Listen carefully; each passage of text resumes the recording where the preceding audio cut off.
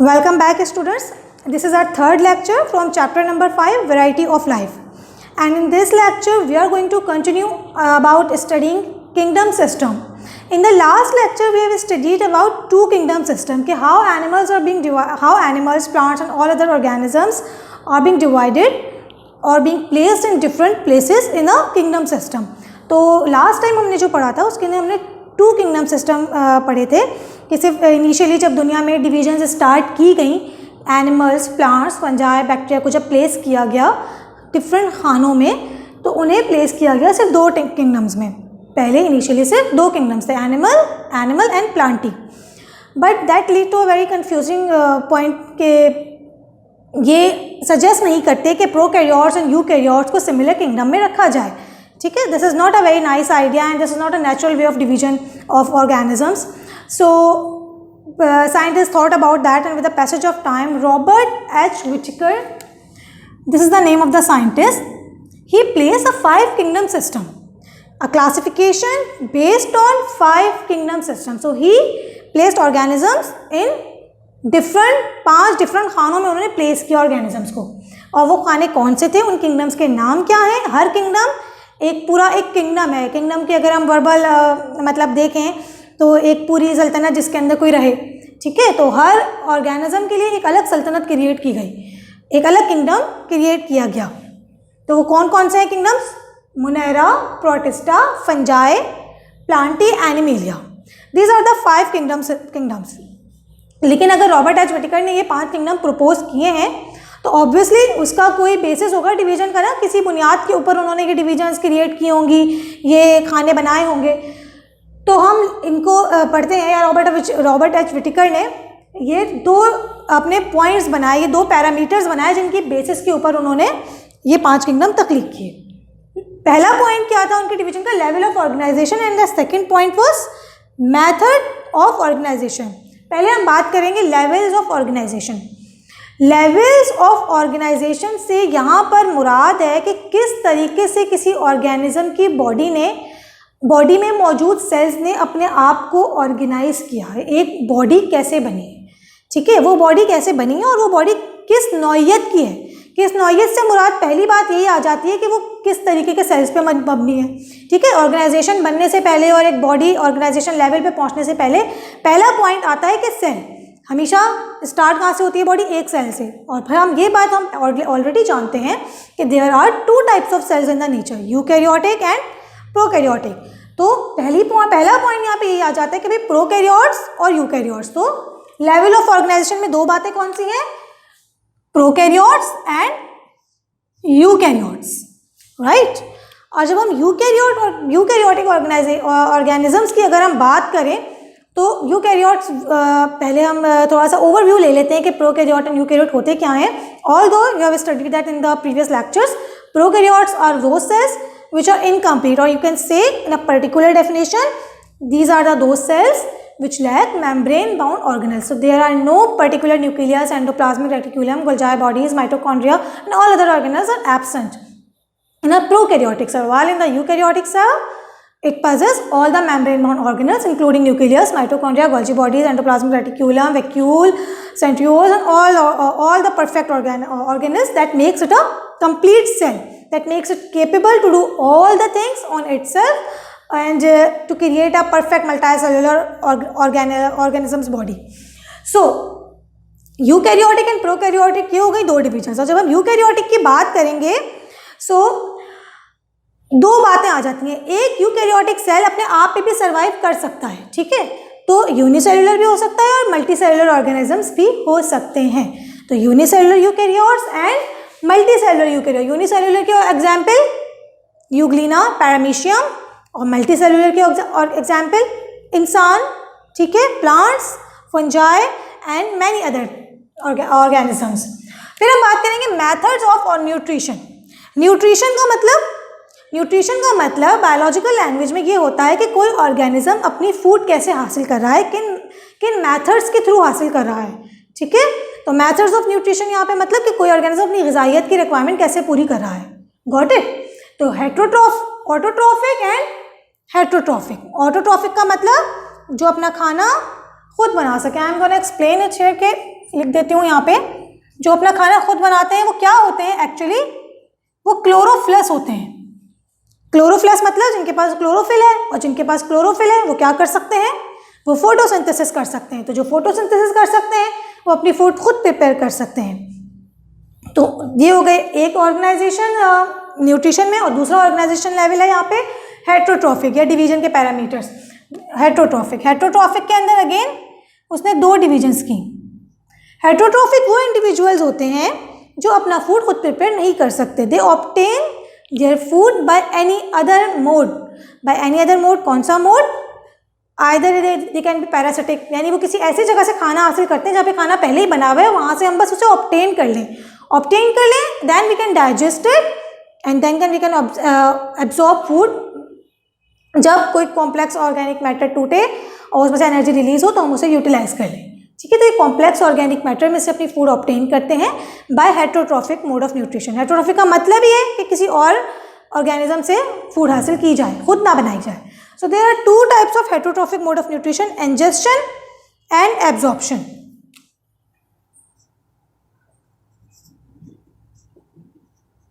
इंजेस्शन and absorption. In the ingestion food को खाया जाता है, ठीक है। There should be entry point ताकि फूड एंटर हो सके। जैसे कि हम इंसानों या जानवरों की अगर हम बात करें, एनिमलिया की बात करें, तो हम मुंह से खाना खाते हैं, ठीक है। So there is a point कि हम वहाँ से अपनी फूड को इनटेक कर सकें। There should be an entry point, there should be a proper way of eating और कैप्चरिंग द फूड, ठीक है। तो फूड को कैप्चर करते हैं, ईट करते हैं, देन डाइजेस्ट करते हैं। तो this mode defines as a mode of ingestion in the category of heterotrophic. दूसरा मोड ऑफ न्यूट्रिशन है हेट्रोट्रॉफिक में। हेट्रोट्रॉफिक की दूसरी टाइप है एब्जॉर्प्शन। एब्जॉर्प्शन के अंदर इंडिविजुअल्स सिर्फ फूड को एब्जॉर्ब कर रहे होते हैं अपने सेल्स में डायरेक्टली। सो इस तरीके के जो एब्जॉर्प्टिव मोड है वो आपको मिलेंगे बैक्टीरियाज के अंदर और फंजाई के अंदर। फंजाई के जो हाइफी होते हैं वो पेनिट्रेट कर जाते हैं in any organic matter and even in the non organic matters to obtain different particles or different molecules, different food particles, and then they digest it with the help of enzymes and absorb the food and take the energy. Energy हासिल होती है कहाँ से? By breaking down the complex organic matter and by simplifying it into simpler absorbed ऐसे molecules जो इनके absorb किया जा सके, जिन्हें सेल अपने अंदर ले सके। लार्जर साइज मॉलिक्यूल को कभी भी सेल अपने अंदर इंटेक नहीं कर सकेगा, तो फिर सिंपलर ऑर्गेनिक मॉलिक्यूल्स में कन्वर्ट किया जाता है लार्जर साइज के मॉलिक्यूल्स को, और उनसे फिर एनर्जी हासिल की जाती है। ये तो है पैरामीटर जिनकी बेसिस के ऊपर डिविजन्स हुई हैं, ठीक है। इनके बेस पे अब डिवीजन हुई है, कौन सी हुई है, जो भी मैंने आपको बताई। तो पहला किंगडम है मोनेरा। मोनेरा वो किंगडम है, ये तमाम किंगडम से अलग है। ये तमाम किंगडम से इसलिए अलग है कि ये वो वाहिद किंगडम है जिसके अंदर तमाम प्रोकैरियोट्स आते हैं। प्रोकैरियोट्स कौन से organisms? They don't have membrane bound organelles. तो प्रोकैरियोट्स और ऑब्वियसली यूनिसेल्युलर, क्योंकि most of the prokaryotes actually जो है वो सिंगल फॉर्म में ही रह रहे होते हैं, ठीक है। And some actually form colonial forms, कि कॉलोनी बना के रहते हैं, लेकिन एक्चुअली एक ऑर्गेनिज्म हमेशा सिंगल फॉर्म में ही होगा, लेकिन वो मिलजुल के रह रहे होते हैं, तो हम इसे कहते हैं कि इन्होंने कॉलोनी बना ली। But actually a single body is capable of surviving on its own and it is a unicellular organism. तो prokaryote unicellular with variety of nutritional methods. ये मल्टीपल न्यूट्रिशनल मेथड से अपनी फूड हासिल कर सकते हैं। इसके अंदर कौन से ऑर्गेनिजम्स आ जाते हैं? अगर हम एग्जांपल की बात करें तो बैक्टीरिया आ जाते हैं, ठीक है। कुछ बैक्टीरिया जो कि प्रोकैरियोट होंगे वो आ जाते हैं, ठीक है। उनके अंदर फोटोसिंथेटिक भी हो सकते हैं। Bacterias are sometimes photosynthetic. आपको अभी नहीं पता, लेकिन जब हम आगे डिटेल में बैक्टीरिया का चैप्टर पढ़ेंगे तो आपको डिटेल पता चलेगी कि कैसे फोटोसिंथेसिस करते हैं बैक्टीरिया। तो some bacteria do possess chlorophyll and some don't. So there could be a multiple mode of nutrition, autotrophic and heterotrophic both. Further kingdom Protista. Kingdom Protista से स्टार्ट हो जाते हैं हमारे यूकैरियोट के किंगडम। ये बात आपको याद रखनी है कि पहला जो किंगडम है मोनेरा, उसके अंदर प्रोकैरियोट्स होते हैं, बाद में सारे यूकैरियोट्स। प्रोटिस्टा के अंदर यूनिसेलुलर यूकैरियोट्स आते हैं, यूकैरियोटिक होंगे लेकिन यूनिसेलुलर होंगे, ठीक है, with variety of nutritional methods. Variety of nutritional method यानी ऑटोट्रॉफिक भी हो सकते हैं एंड हेटरोट्रॉफिक भी हो सकते हैं। यहाँ पे ये बात अभी यहाँ तक है, अभी ये तमाम नहीं हुई है, इसी पॉइंट को लेके आगे के ऊपर ऑब्जेक्शन भी रेज हुआ है, तो वो ऑब्जेक्शन हम लास्ट में पढ़ेंगे जब हम किंगडम सिस्टम्स को, अभी यहाँ पे इस किंगडम को खत्म कर लेंगे, ठीक है। तीसरा किंगडम है फंजाई। यहाँ पे आ जाते हैं मल्टी सेलुलर यूकैरियोट्स जो कि नॉन क्लोरोफिलस है, मल्टी सेलुलर है। यहाँ पे आपकी यूनिसेलुलर की कैटेगरी यहाँ पे खत्म हो गई है, ठीक है। पहला किंगडम प्रोकैरियोटिक यूनिसेलुलर, दूसरा किंगडम यूकैरियोटिक यूनिसेलुलर, तीसरा से स्टार्ट हो गए आपके मल्टी सेलुलर। तीसरा कौन सा है? फंजाई।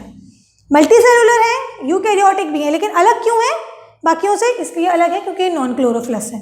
फंजाई एक ऐसा ऑर्गेनिज्म है जिसके पास क्लोरोफिल नहीं होता। इसका मोड ऑफ न्यूट्रिशन अगर ये क्लोरोफिलस नहीं है तो क्या होगा?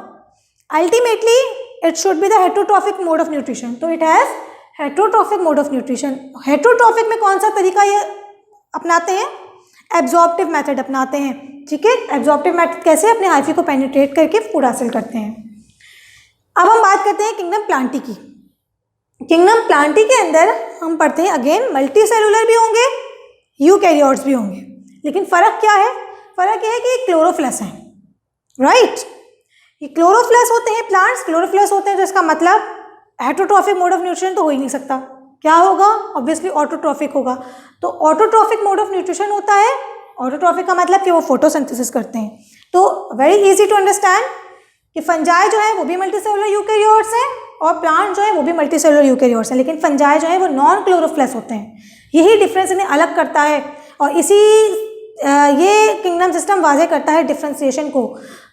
इससे पहले जो आपने किंगडम सिस्टम पढ़ा था, 2 किंगडम सिस्टम, उसके अंदर आपने देखा कि तमाम फंजाई को भी, बैक्टीरिया को भी और अदर मल्टी सेलुलर यूकैरियोट्स को भी प्लांटिंग में डाल दिया गया था, चाहे कैरेक्टर्स मैच कर रहे हों या नहीं कर रहे हों। लेकिन रॉबर्ट एच व्हिटेकर ने काफ़ी एक एडवांस सिस्टम पेश किया। फिर हम बात करते हैं कि ऑटोट्रॉफिक मोड ऑफ न्यूट्रिशन होता है इसके अंदर मल्टी सेलुलर यूकैरियोट्स से। अब हम बात करेंगे एनिमेलिया की। एनिमेलिया के अंदर भी मल्टी सेलुलर यूकैरियोट्स है, ठीक है, लेकिन ये फीड क्या करते हैं? अगर एनिमल्स हैं तो ऑब्वियसली उनके पास क्लोरोफिल तो नहीं है, राइट। एनिमल सेल है, क्लोरोफिल नहीं है, तो क्या करेगा? हेटरोट्रॉफिक मोड ऑफ न्यूट्रिशन होना चाहिए। अब हेटरोट्रॉफिक में कौन सा? एनिमल्स का मोड ऑफ न्यूट्रिशन और फंजाई के मोड ऑफ न्यूट्रिशन में यही फ़र्क है कि फंजाई भी हेटरोट्रॉफिकली फीड करते हैं, but animals do feed by the method of ingestion while fungi feed by the method of absorption. So this is here, ये कैटेगरी अप्लाई होती है फंजाई और एनिमेलिया के ऊपर। यहाँ पे काम आ रही है ये बात, गॉट इट। तो और दूसरी बात जो कि एनिमेलिया को अलग करती है, वैसे अलग करती है कि ये नॉन क्लोरोफिलस होते हैं, ठीक है, कि इनके पास कोई क्लोरोफिल नहीं होता और इनके सेल्स में सेल वॉल एब्सेंट होती है, राइट। सो कौन कौन से पॉइंट्स हैं एनिमेलिया के? मल्टी सेलुलर यूकैरियोट्स ये तो सेम है, बाकियों से भी सेम है, लेकिन along with that they are non-chlorophyllous, they have no cell wall and they feed heterotrophically by ingestive method, not by absorptive method. मुंह से खाते हैं एनिमल्स, ठीक है, एब्जॉर्ब नहीं करते फूड। इस किंगडम सिस्टम को हम देखें तो ये काफ़ी परफेक्ट लगता है, लेकिन अगर हम परफेक्शन की बात करें तो ये परफेक्ट है नहीं। पिछले किंगडम सिस्टम से ये बहुत अच्छा है, बहुत एडवांस है। रॉबर्ट एच व्हिटेकर ने 5 कैटेगरी बना दी, पहले सिर्फ 2 थी, लेकिन यहाँ पे ऑब्जेक्शन यहाँ पे ये रेज होता है कि यहाँ पे मल्टी सेलुलर एलजी और यूनिसेलुलर एलजी को अलग अलग किंगडम्स में रख दिया गया है। इवन तो एलजी एक अपनी ही कैटेगरी का ऑर्गेनिज्म है, मल्टी सेलुलर हो या यूनिसेलुलर हो, एलजी एक अलग ऑर्गेनिज्म है जिसके कुछ अलग प्रॉपर्टीज़ हैं, ठीक है। सेल वॉल के स्ट्रक्चर्स, कॉम्पोजिशन, सेल मेम्ब्रेन के स्ट्रक्चर्स, रिप्रोडक्टिव मेथड्स तमाम अलग हैं। ऑब्वियसली वो प्लांट जैसे नहीं है और वो प्रोटिस्टा के अंदर मौजूद बाकी एनिमल से भी अलग है। चूंकि ये यूनिसेलुलर यूकैरियोट की कैटेगरी में आ जाती है, क्या आ जाती है? एलजी। यूनिसेलुलर जो एलजी है वो क्या है? यूनिसेलुलर यूकैरियोट है, वो प्रोकैरियोट तो नहीं है, यूकैरियोट है। तो यूकैरियोट है तो यूनिसेलुलर एलजी को यहाँ पे प्लेस कर दिया गया। कहाँ पे? In the kingdom protista. और मल्टी सेलुलर एलजी को किन बेसिस पर? क्योंकि वो मल्टी सेलुलर है और चूंकि वो यूकैरियोट भी है और चूंकि वो फोटोसिंथेसिस भी करती है, इस बुनियाद के ऊपर डाल दिया गया किंगडम प्लांटी में। So this is what happened to algae unfortunately. Unfortunately this happened कि दोनों एक ही ग्रुप के ऑर्गेनिजम्स को अलग अलग किंगडम्स में प्लेस कर दिया गया. तो this was quite not natural classification on the basis of this thing. सिर्फ एलजी की बुनियाद पे अगर हम बात करें तो this was not felt natural और was convincing for the scientist and for all the students also. So they thought of creating a different way of classifying.